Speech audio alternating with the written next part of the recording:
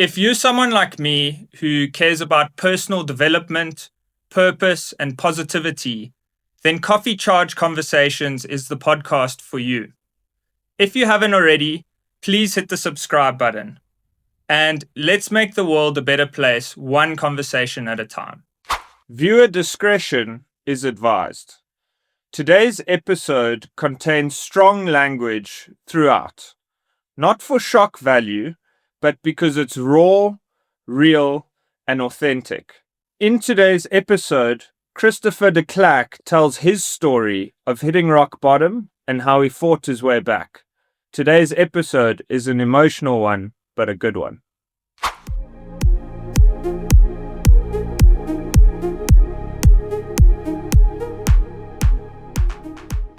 So, Christopher, you left the house at age 16. What led to that decision? So jumping straight into it, eh? Hard ones. So man, look, I'm not here to badmouth my parents or anything like that. We've all been through hardships in my life. I was just in a position where I wasn't gonna sit with this shit. You know? Yeah, I didn't have like I said, I didn't have the best childhood in my life. I was basically left to fend for myself in numerous aspects. Look, I was able to. My parents had put me through school and stuff like that, which was great. So I guess education is a big thing. But I just went to hostels,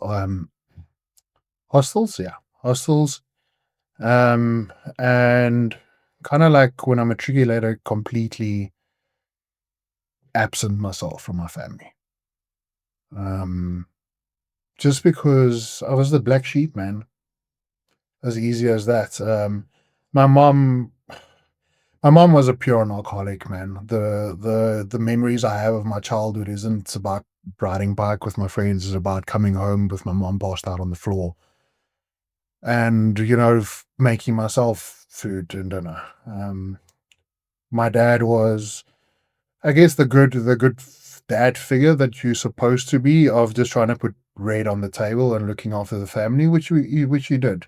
I couldn't say I was born from a very poor background. He fed for us, but that's where I think he got it wrong, is because I didn't want money, man. Like, I didn't want a good childhood. I couldn't care shit about that. I just want present. Just be present in my life. Be there if I was playing rugby, or if I was come to you, like, if I come home from school and like I want to spend time with you. Presence as a father goes a lot more than artificial,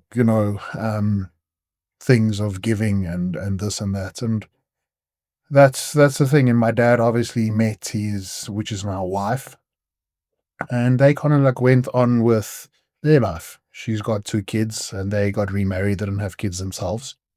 And yeah, my mom went off. Look, I left home when this happened. But when I actually when I reached 18, I completely raised myself from my family, which I never dealt with up until recently. And that was a very, very hard time, man, because you have to deal with those shit. So in a nutshell. How did that shape the person that you were at that time? I was very lost, man. I had no sense of who I wanted to be. I had no guidance. Your father's supposed to be somebody that leads you and guides you and do this. If you do something wrong, yes, correct it, but show me how.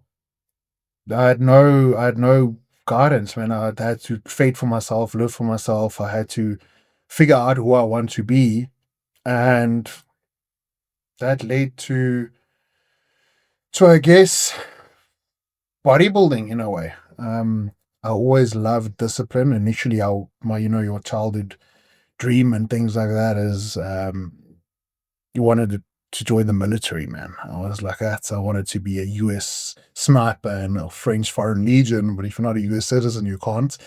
And there's no fucking way I was going to learn French. So, um, so that was a thing, and I'm very grateful for bodybuilding. It taught me everything I am. It made me definitely the man I am. But I use it as a scapegoat. Um, I had 10 years of competitive bodybuilding, 27 shows. And it's actually a reality. They call it post-comp blues, where you so tunnel vision into a show. So let's use a date as an example, 10th of December. Cool, I'm competing at 10th of December. That's all that goes on your mind. 10th of December, 10th of December. People lose their friends, their relationships, and they're like, don't give a fuck. Sweep it under the rug. 10th of December, 10th of December. Anything and do the most amount of shit because that's all you care about. People will lose their jobs because, and then don't care about it. And I'm going to pay for it and I'll do it 10th of December. So it's like a D date. The world's going to end. Yeah. Then the 10th of December comes, and then you have to deal with all the shit that you've put under the rug. So what I do, I was like, cool, there's a show in Feb. So now it's the 10th of Feb, 10th of Feb. So I did that for 10 years straight. And refusing to deal what was going on internally. But surely at that time, also doing positive things like building yourself physically and most likely mentally, surely that would have helped you in some way. Look, it did. Initially, how funny if we go back, how I actually got into bodybuilding and finding it is, firstly, I was in this time with going through the things of my childhood and not knowing how to deal with it. I had a lot of anger, extremely your anger, but I was never an aggressive person. I wouldn't cause fights. I wasn't a bully. Actually, quite the opposite. I was bullied. I used to be, I used to be the skinny kid, the goth kid, believe it or not, long hair, sitting underneath, stairs and eating my sandwiches, getting rocks thrown at him. So that was me. This was like 16 when this happened, and I was advised, like, listen, just go to the gym and take off all this anger that you have, like pick up the heaviest weight, and that fucking helped, man. Like I had put on so much weight and I just like go and like scream, literally, and that's okay. You can do that. That's what, if you look at powerlifters and things like that. And all of a sudden, man, I just got big, and I started getting popular, and so girls liked it and things like that. And I was like, cool, I'm not the kid underneath the stairs that's getting rocks thrown at him anymore, and I'm dealing with my anger. But it was a short solution to a very much larger underlying problem. And at that time, you were also doing personal training. So matriculated, and that's when I did my personal training diploma. Got that, and I loved it, man. I started resonating with how it changed me, and I wanted to help other people. I also needed obviously a job, and that's what I liked doing. I wasn't going to be a 9 to 5 type of guy, that's for sure, wearing suits and ties. And I really, really enjoyed that. So then my life started getting together. Even though, like I said, it was a short-term solution, which I didn't know. You're thinking cool things are sorted, but you don't know what's actually behind door number 2, which is a whole other fucking mess, man. So that's personal training, and I started getting my life together, bro. Like, got my own house, um, making some good money, personal training, helping people, and then fucking COVID hit, man. And for a personal trainer, that is that's well, for general. I mean, as that's your first thing you're gonna cut. The gyms were closed. Nobody's trading. The last thing somebody's worrying about in a pandemic is about, you know. If they're going to their personal trainer. Yeah, nobody gave a fuck, man. I even got fat. Like, I mean, sitting on the couch all day. I mean, if you actually had a bunch of money, I think that was the best time ever. Because you just do fuck all the whole day. Unfortunately for me, that was quite the opposite. And that was my first rock bottom, where I literally lost everything. Because I couldn't pay for my car, couldn't pay for my house, I had no income. How did you deal with having no income? Difficult, bro. Um, I've been through it.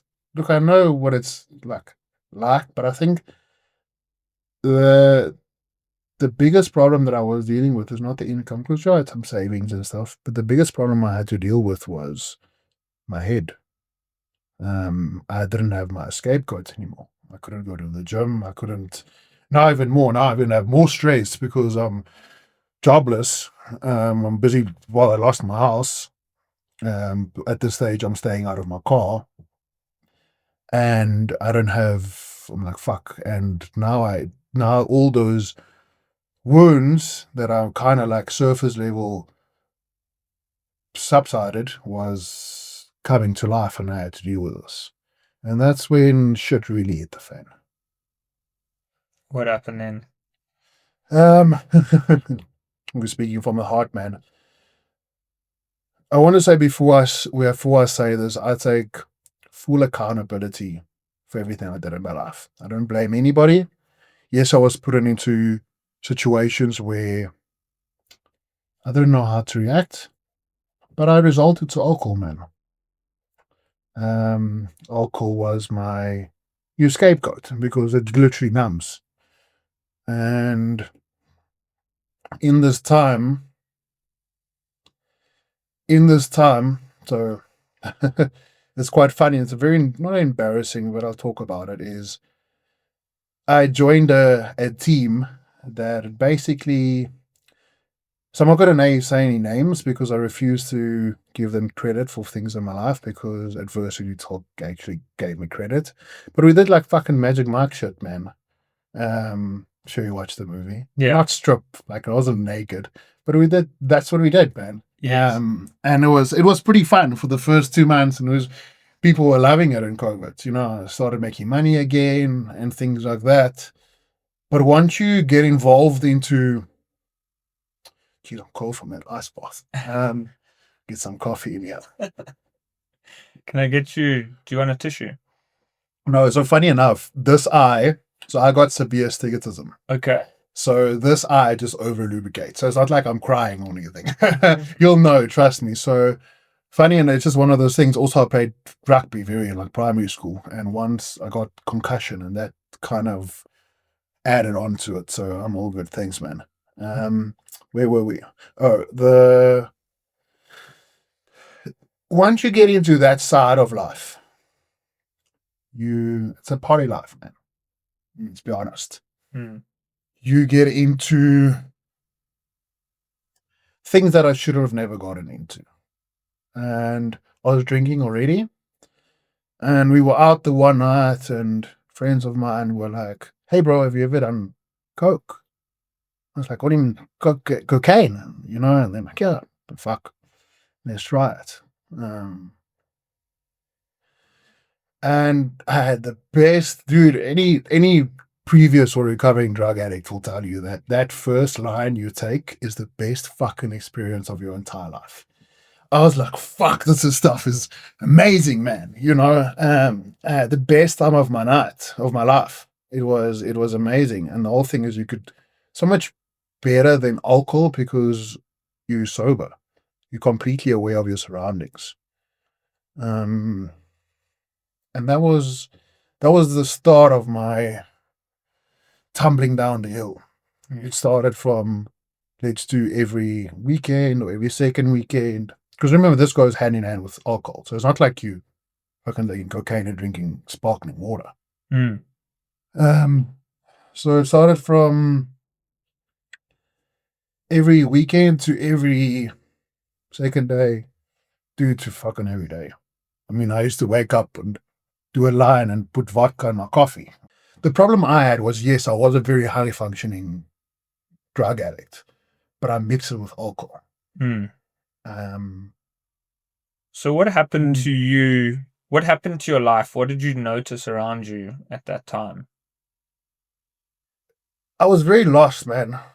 In this thing, as I say to you, I had to deal with my gym, like the couldn't gym anymore and stuff.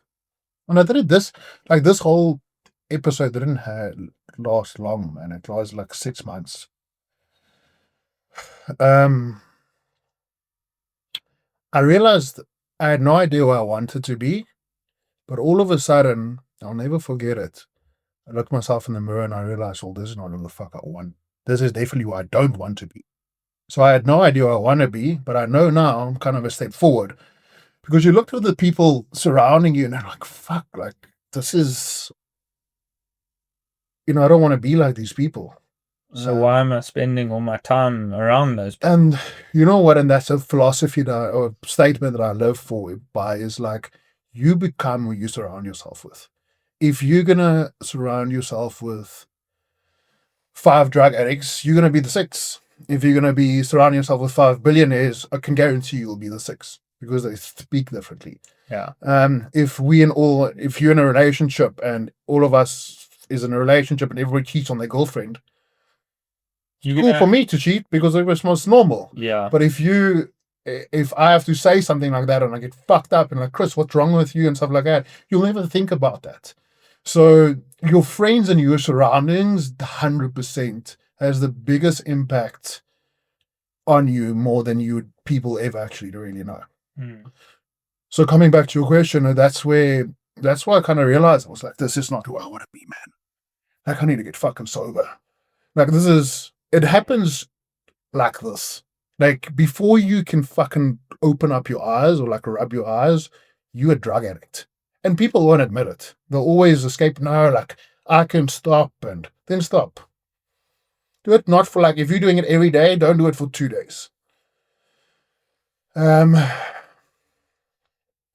And being also this magic Mike type of guy, bro, I like out of nowhere, my moral sense came into play. And I was like, I'm literally like, look, I'm not the prostitute, but I'm technically, in inverted commas, selling my body for money. Because I'm doing lap dances and like dancing and like it's entertainment, yes. But it's in inverted brackets sexual. And I was like, so basically, if I was telling myself, so if I'm going to go and dance tonight or whatever, and people are paying me 1,000 rand, so my body is worth 1,000 rand. In aspect where I'm right now is my body's not, you can't even put money on it, can't even put a price on it. To the extent that I started like literally like throwing up before bed because I got sick to my fucking stomach. But what did I do now is like, cool, well, I have to do this because COVID's happening and I need money. So what do? I just started using more Coke, drinking more. Bro, I was that guy, like, I had a clean bottle of Sky vodka. Like, that's how I drank. Like, so how did you now get out of that cycle of addiction? Firstly, I had to realize that you had to get rid of everything around you. Literally every dude, friends, the job, the everything. And I had good friends. Don't take me for, they were good, genuinely caring for me. So there was other people who were just there for the joy. But I had to cut them off. And I did it in a way where I knew at that time I wasn't strong enough to cut them off. So I forcefully did things to make them cut me off. And which was fucked up, but I had to look after myself. I realized that. I was like, that's the one thing. And then I came, it's like, cool, I don't know, I'm going to get sober. I'm definitely going to rehab because I don't want people to know. And that's like a 12-month plan. Who's going to pay for it? Then I did some research, and there's a 12-step plan. I'm sure you're aware of it and know of it. And the first one is, which I kind of live my life today, is like you need to admit and take accountability. I'm a drug addict. You need to say that. I mean, you can tell me, everybody, if you need to admit that. And I was like, I admitted it. I was like, cool. So I knew when the incident happened, I looked myself in the mirror and I was like, I need to see myself in the reflection. So what I did was I had a little apartment, probably the size of a studio, bro, and I got mirrors and I fucking planted them everywhere. Floor, ceiling, everywhere. Like literally my room was a mirror and I was on the second floor and I locked my house, the room, and I threw my key out of the window, with the mirrors in, and probably for like 2 days, bro. And I remember when you going through um what's the word when you sorry, my mind completely left. When you relapsing, or not relapsing, would you Yeah. um You go back. withdrawals. Okay. Sorry, man. You don't eat, you don't do fucking nothing, bro. That is the worst thing. And I force myself to see things and who I want it to be. And I think those 2-3 days were the scariest time. And I just refused. I just honestly fucking refused to do anything. I just sat with myself. And we'll get into it a bit later in the podcast, but I saw things. You need to realize that there's always in life, there's opposite sides. We get left, we get right, get up, we get down. You get evil, you get good. What came out of me, bro? Fucking pure evil. You need to realize that when you open yourself and you make yourself susceptible towards alcoholism, drug addicts, and stuff like that, you're opening portals. And it got to a stage where I knew I was fucked because I used to be the lovely, I used to get drunk and get lovable. Fucking give everybody hugs. Bro, I became a person after a while, which people tell me, or I see videos, and I'm like, this is not fucking me. The pictures are with my eyes rolled back into my head, like you just see white. Dude, I wouldn't say possessed, but something wasn't funny. And having mirrors everywhere and forcing myself and actually seeing myself in every aspect, withdrawing, bro, yeah, it wasn't a very pleasant visual. And yeah, man, that's that's where I just refused. I was like, I won't do this. I won't. And I think in a nutshell, if it wasn't for bodybuilding already, I wouldn't have able to do this. Because with bodybuilding, you want to eat, you don't want to train, you learn, you teach yourself to become saying no. And I completely got sober, man. This was 20, so 2022, just after COVID, 2022.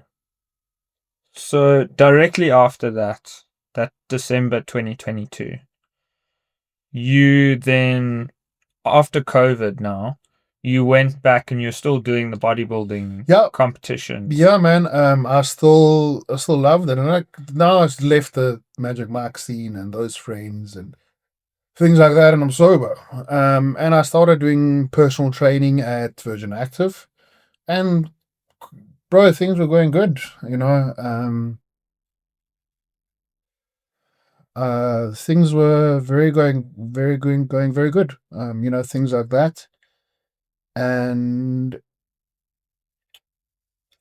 then shut hit the fan again. So December 23rd, 2023, I had a relapse. So I was about sober for a year, and I'll never forget it. The coach at the time, my bodybuilding coach at the time, had a farewell party, like a year-end function. And I saw my ex-girlfriend there. And she played a fundamental part in my life.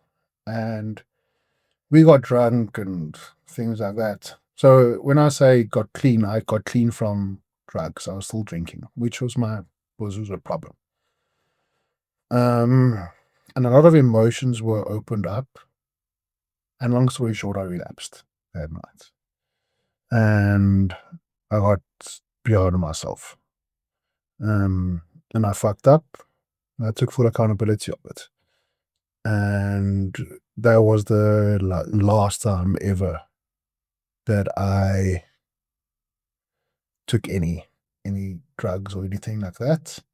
I was sober up until June. No, fuck, May, which is my birthday now, 2025, and alcohol. And we talk a bit about that. But one thing I want to tell viewers is the reason I did that, I was sober for 3 years. I turned 30 and I really recently achieved quad mouses in my life. And I was like, I can have a glass of wine. I can celebrate. Just one. That's the fucking biggest thing. That's the biggest lie you'll ever tell to yourself. Just one. And I'm an extremist, man. Like, that was the problem with me. Like, you can't be like, hey, boy, let's go out for a drink and like a beer and watch the Formula One. Like, I have to get fucked. Yeah, and I I had about 3 bottles of wine, and luckily I'm very grounded, and I knew it immediately. And I can switch immediately. I was like, fuck, I fucked up, take accountability, fix it, become better. And in a way, sometimes I like still fucking up because it roots me in my grounds a lot more. It's like I have to be better because you get comfortable very, very easily, you know. So, but that's first fast forward. This was 2023, and yeah, man, that also disappointment I saw in my coach's eyes and just everybody around me was like I'm a failure. And they also just threw me to the fucking wolves, man. I'm just like, this guy is a fucking drug addict. Nothing will ever come of him. Leave him. Like, he'll just be this guy. And I kind of love that, bro, because it slingshotted me. Because I was like, I had revenge in me. I was like, oh, I'm going to be a drug. No one, like, I'll fucking show you.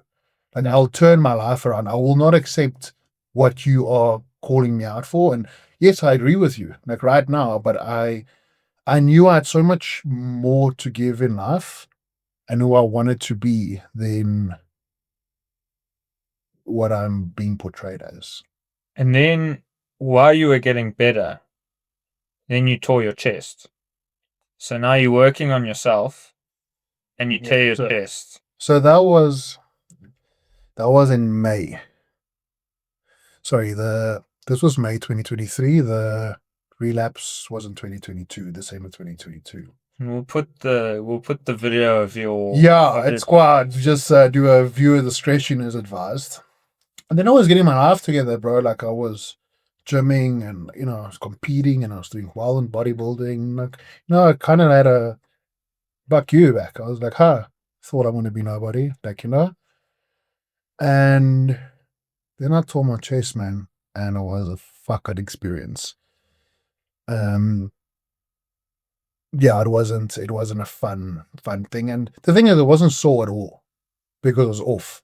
I couldn't even feel my chest. And I asked the doctor this, and he's like, well, if you lose your arm, are you going to feel your hand? It's off. So, and that's where I kind of like, once again, lost everything, man, which was the root to losing everything is because I couldn't work. I couldn't go to gym. I couldn't work. And this is when I also had a realization that I need to find a way to make money while I sleep if I want to be successful. Because if I can't work, I can't earn money. And now again, I'm back in my COVID situation. So you were still living in your apartment at this time? So I moved in. I was living with my fiance at the time. But I knew the relationship was headed for disaster before anything. And that's why, which I don't blame her, I couldn't provide anymore. And I left. And one thing about me is I prefer peace over anything. I'm not gonna be, and she had kids. I wasn't gonna put myself in a situation or a place that I not forcefully, but obscured everything. And putting everybody in uncomfortable situations. And she also just turned so ugly, man. Fuck, she turned ugly. And at the time, I was, funny enough, on this, I had a little podcast studio in the one of my entrepreneurial quests that failed. So I went there and I went to live out of there. I took my little backpack, I left everything, took my clothes in back bags, and I was like, cool, well, I'm still working as a personal, I can still go back to work as a personal training because now my chest is healed. This was about 2 months later. But now you were homeless at this point. Technically, yes. And I was still prepping. And this way everything was happening is because I refused to do, once again, I refused to deal with everything going on because I'm prepping. So it's okay, I'm homeless. I've got a show to prep for. Then, obviously, you can't stay in fucking the gym. So I got caught. And I'm like, hey, and not caught, but like, hey, dude, like, we understand things are tough, but you can't stay here, bro. You can't live here. And I had too much pride to admit that to, I wouldn't say I had friends at the time, but acquaintances. So I stayed at, like, hey, dude, phone a friend. Hey, bro, can I crash on your couch for tonight? I'm just having some problems at home. They never knew about this. So, like, are you sure everything's fine? You can stay here. I was like, no, it's fine. And then I would literally sleep on park benches. And go the next day and go to work, shower at the gym, and put a smile on my face. And yeah, that's basically in a nutshell the last little shit show that I went through. In this time, when I didn't really want to mention but I'll mention, but I won't go into depth about it. Is why I was very so unhappy with myself is I did things in my life that I wasn't very proud of. I was involved in things. I must be careful what I say because I'll incriminate myself. But I was involved in things that wasn't kosher. It was fucked up. And I can say right now is I take full accountability for all my actions. I did everything, and I'm sorry. I did things that I should have never done and not proud of. And we're speaking. There's so much going on, so we're speaking probably in up and down time frames. But I didn't have any purpose, man. So I did things, but I had this gut feeling that what I was doing was not okay. You said that after all of this, you'd been rebuilding your life, and then obviously you tore your chest. You were homeless at the time, and then after that, you hit your rock bottom. Yeah. And I was still personal training, man. I was still fucking competing. Like, I still had some source of some income, but I had no purpose, man. I was just like fucking going with the flow. And I knew I had to deal with everything after I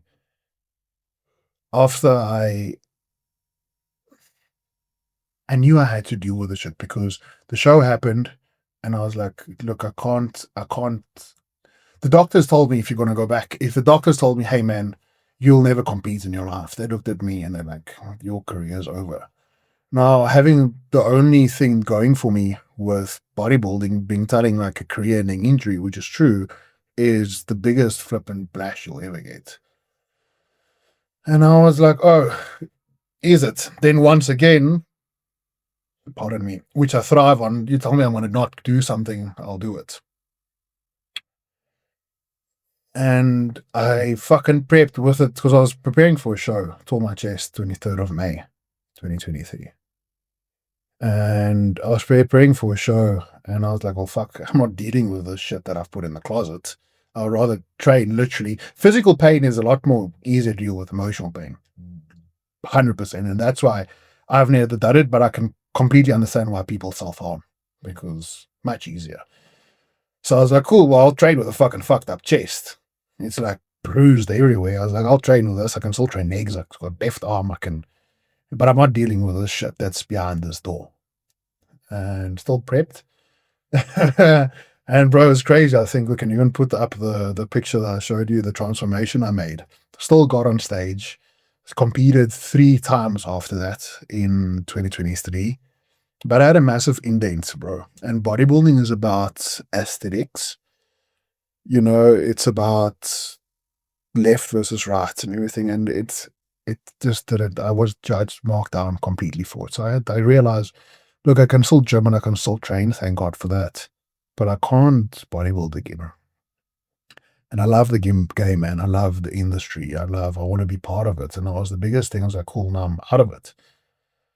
That's why I kind of lost my love for personal training because I can't gym now. I'm like, you're literally watching somebody do what you love every single day.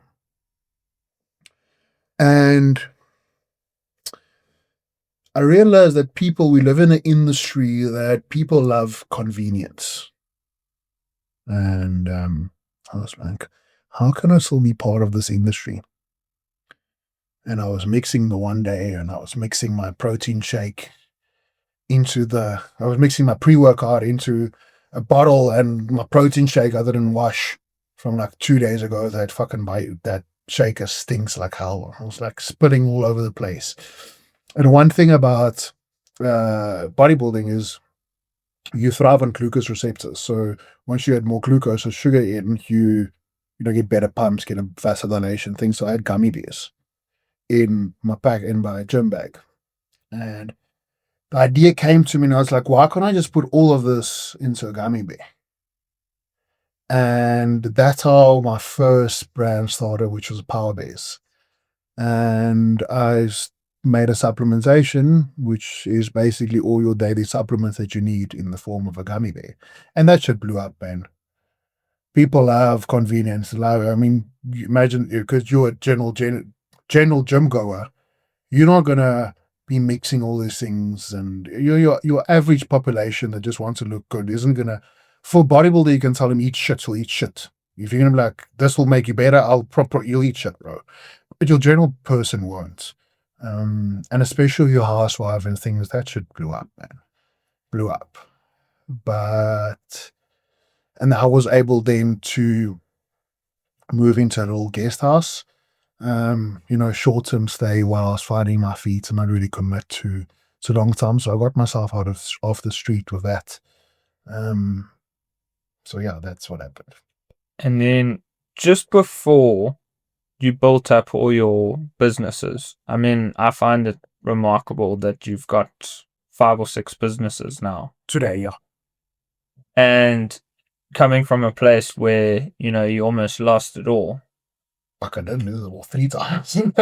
You had one final breaking point last year that led you to starting all of this and that last push, getting back up on your feet. Can you talk us through?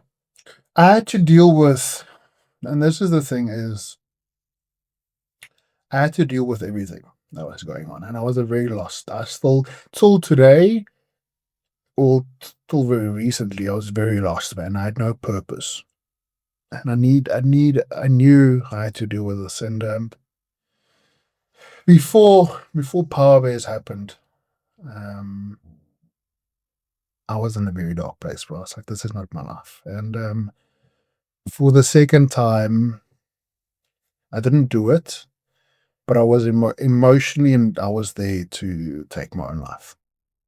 And when I was there, I was like, I don't have family. I'm fucked. Like, I'm homeless. What do I have? You know? Um, and that's where Athena, my little Staffordshire Bull Terrier lifesaver, that dog, and people in my audience would know her. She's a miracle dog. And she taught me unconditional love. She really did. Dude, a dog, as human relationships are transactional. They always want something and things like that. And she doesn't care that I was financially broke. She didn't care that I was fucked. She didn't care what I look like. She just wanted my love. That's all she was, like literally the definition of unconditional. And she just wanted me. And I remember the one night when I was in that state and I was ready to do it. Um, she was this cutest little puppy, and she was like ready, bro, and she walked into the little place that I was staying, and like puppy dog eyes. She's like that. Well, what you doing? Like um, and it's weird. Like dog owners can understand this, but your dog speaks to you, man. Like 100%. Like you have that telepathic conversation. And then I realized I was like, this dog is fully reliant on me. I'm being selfish even to think about this. Like I care about only myself, but I've got purpose. My purpose right now is to give life and look after this little vulnerable puppy, and she's the most cutest thing. I'm gonna bring her here. And it's like I had this all of a sudden this entire mind shift. And I knew that there was at this time I was very much I wouldn't call it atheist, but I was definitely not a believer. And I knew there has to be more than life, bro. The things that I once again coming back to, if there's evil, there's good. Once I had to realize that first going back into getting sober of evil, I knew it was good, and God sending me this little angel in the form of the dog is trying to communicate with me, man. And I was like, I need to go to church. I just like this weird. You have this feeling. I just need to go and experience it. Now, I was raised in in Klerk and the church and stuff like that. Bro, I was like, and I'm tattered, man. Like, I thought I'm gonna go into church and people gonna think I'm the second Antichrist. Like, I was, I was like, fuck. But in any case, and I put on my suit, and I was like, I'm looking nice and try to cover up as much tattoos as I can. I was like, fuck, but I need to go to this flipping church, man. It's like weird. It's just this feeling you have. I just needed to do it. I needed to do it. And that Sunday, I went to church for the first time, bro. And I walked into that church. And let me tell you, that feeling that I got walking through those doors was the best feeling I've ever got in my life. It was more remarkable than any drug could ever give to me. And I realized for the first time I'm in God's presence. I got goosebumps all over my body, and I cried, swabbed like a baby, man. Um, and being afraid of being judged, I got surrounded by love, and I know nobody knew me there. It was the first time that everybody just hugged me, man. And that was pretty much the start of my entire life changing. It's because I knew that I'm not alone in this. I knew, and the thing about God is, man, is He's always there watching. He's waiting for you to reach out. He'll never abandon you. And I had to find Him. I had to find myself. And my entire life changed, man. I realized everything. I confessed. I did everything that I could. And I realized what I've been through has taught me a lot. That I'm not this person, that I shouldn't be this person. And felt, I've repented, man. I honestly repented. And the 14th of, not the 4th, 16th February, beginning of February 2024, I got baptized and I completely surrendered my life to God.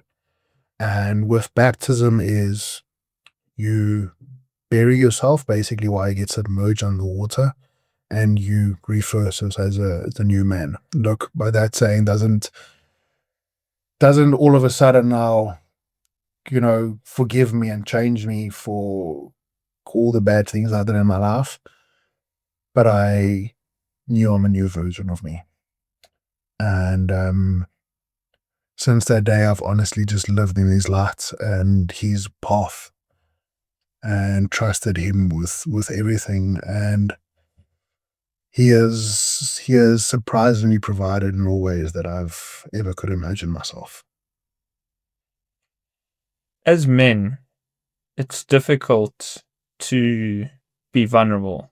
And even today, I feel like this must have been quite difficult for you to go back into some of those dark experiences and, on camera to speak about that kind of stuff. And in today's society, there's I mean, it's Men's Mental Health Awareness Month, and you hear these stories of how often men are taking their life, and I think it's because they sometimes feel like they don't have anyone to talk to.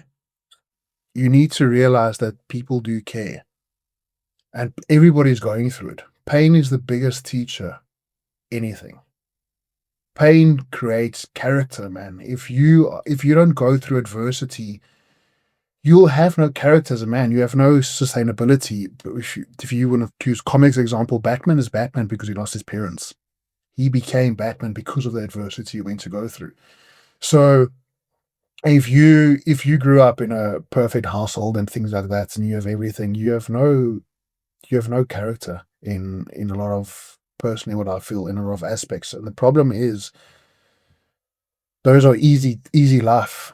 That's easy life. And men need to realize that what you're going through is normal. It's pain is making you, it's not going away. Pain is your demons, and that's what I try to personally do in my entire life, was run away from my pain. I could never be alone. I fucking hated myself. I could never be alone. I had so many demons in me. They're not leaving. You may as well just become accustomed to it and face them. Turn around and fucking face your demons on straight on. Because I can tell you, if you face them, you'll probably be the best friends of them. Like, stupid analogy and metaphor, but you need to get comfortable being uncomfortable, because that is life. Adversity and pain is never going to go away. Even right now, where I'm at, is I achieved a lifetime dream. I have my own supplement company. I've got my own clothing brand, which we'll get into a bit, and what everything stands for. But I still face the biggest adversity, and people only see what's on surface level. There's sunshine and rainbows.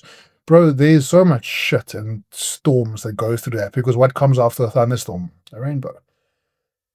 You need to mainly to realize they're not alone in this, and what you're feeling and what you're going through is normal. Everybody has their own shit. But one thing you need to realize is you have to take accountability for it. You need to realize that nobody's coming to save you. And that's one thing I unfortunately, I wish it was like that. You need to fucking save yourself, man. Yes, reach out, because there is people like me that will actually care and give you guidance, and like yourself, Mark. But nobody's, and the whole thing about why I say that I feel like society has let down men is because men don't really have purpose anymore. It's because where everything go, bro, if you give fucking a man purpose, he'll walk in a burning fucking building. I can guarantee you that. You need to give a man purpose. Um, and that's why I feel like men lack purpose in today's world. Not because of men itself, it's because of society. So, in closing, and I'm sorry I have to cut this episode a bit short because I've really enjoyed this conversation, and perhaps we'll have another conversation down the line. But what advice would you give to someone who is going through that rock bottom stage, or they might have it in the future? You go with your goal, man. You need to realize that once you rock bottom is a basement, first of all. Um, but then you basically have your back up against the wall. You can slingshot from there. This pain you're feeling is the best motivator you'll ever feel in your life. Use it to project whatever you want to experience, what you want to achieve. Understand that everything in life happens for a reason. Understand that this is part of God's plan for you. Don't look short-sighted in front of your nose. There's a much bigger picture of this, and this will change you into the man that you are supposed to be. But you can't just give up. You can't, if you're at rock bottom, you can't throw your hands up and say, this is it. You have to do something about it. And the best motivator from that is the pain that you're suffering, to never in your life allow yourself to feel this way again.